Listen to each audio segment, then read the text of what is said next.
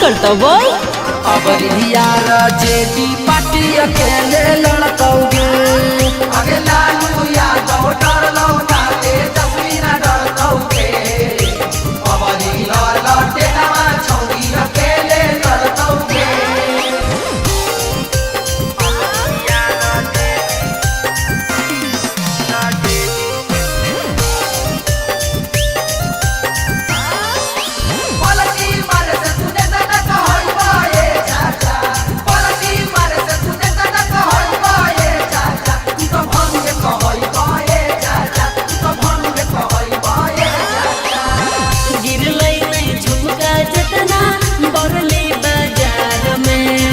ओकरो से चाहते सरकार बदलल बिहार में, बदलल बिहार में।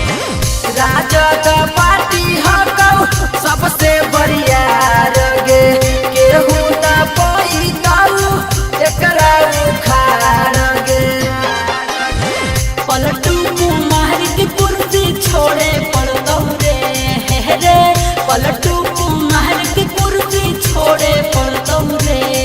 अगे लालू यादव डरलौ ना तेजस्वी न डरतौगे त की करता बोल। अब यार जेडी पार्टी अकेले लड़तौगे अगे लालू यादव डरलौ ना तेजस्वी न डरतौगे अब लड़ते नवा छौरी अकेले लड़तौगे।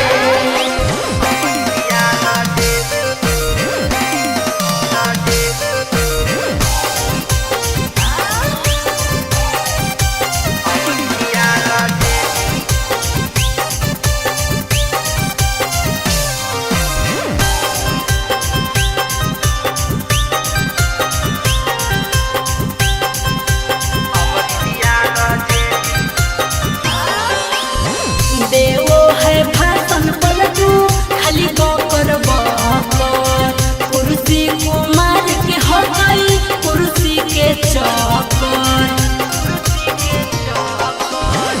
अभी तो शुरू होलो बाकी हम खेला गे कहौ तेजस्वी पर कसया के लागे।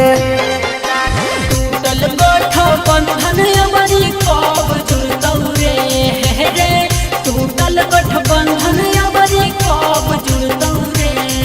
अगे लालू यादव डरलौ ना तेजस्वी न डरतौगे त की करता बोल।